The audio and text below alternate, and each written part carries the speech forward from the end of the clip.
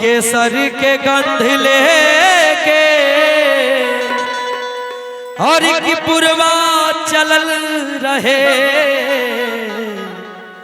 कि देखनी कि तोहरा घरवा के हर खिड़की खुलल रहे भैया और कि तोहरा पाके हुदा के ना हर तकलीफ हो खेला भैया और कि तोहरा पाके हुदा के ना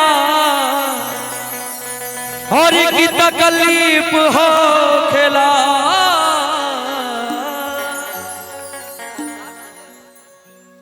और की तोहरा पाके हो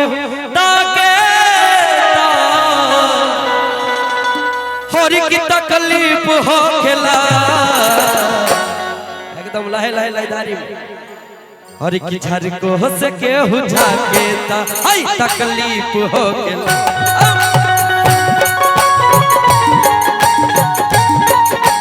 और झरको से के हो जाके ता तकलीफ हो खेला ताली बजा के और तोहरा पके हुदा के ता तकलीफ हो खेला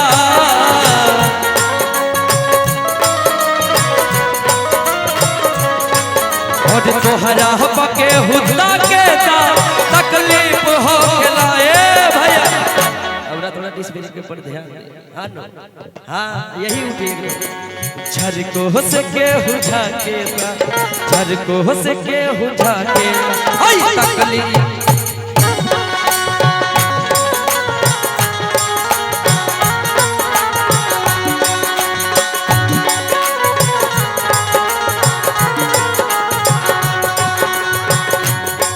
और ये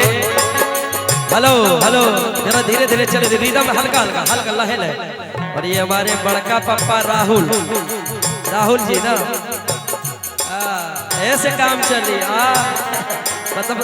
सटके देख निकल गई ना और झरको से के हो जाके हो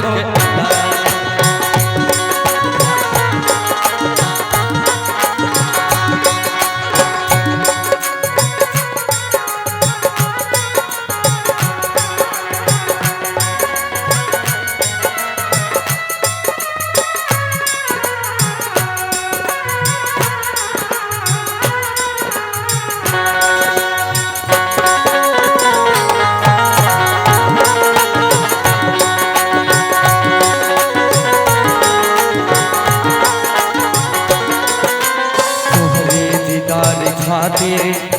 आई तोहर गले में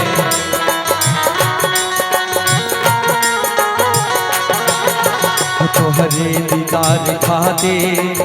आई तोहर गले में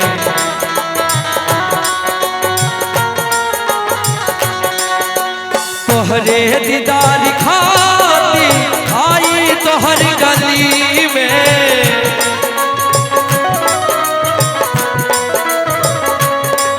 तोहरे दीदार खाती आई तोहर गली में लेकिन अरे इतना हो पके हुआ के हाय तकलीफ हो गेला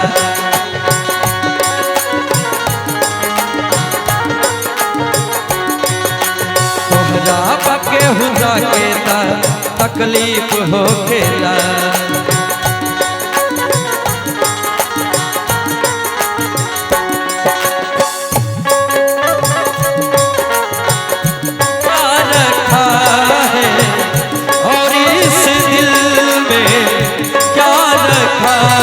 तेरा ही नाम लिखा रखा है तेरा ही नाम लिखा रखा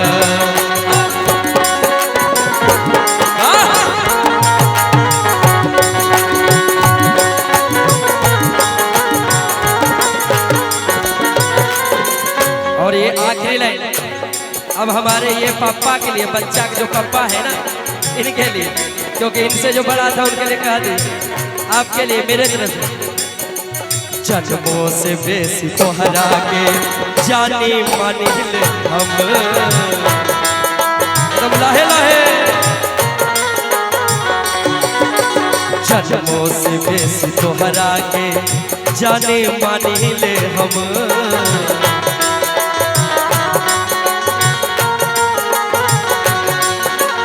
जन्मों से बेसी तोहरा के और जाने मानिल हम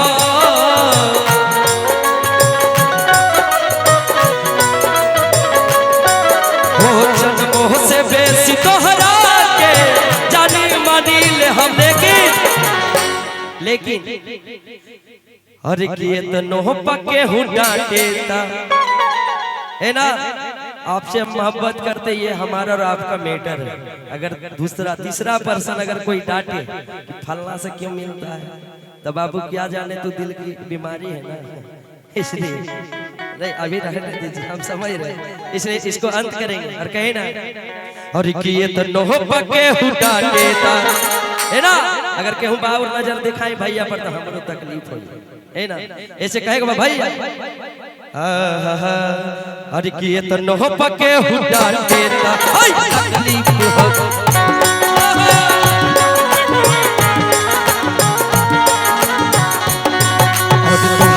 पके हूँ डांटेता तकलीफ हो खेला तोहरा पके हूँ डांटेता तकलीफ हो खेला तोहरा पके हूँ डांटेता तकलीफ हो खेला तोहरा पके हूँ डांटेता तकलीफ हो खेला तोहरा पके हूँ डांटेता तकलीफ हो खेला तोहरा पके हूँ डांटेता और तकलीफ हो खेला।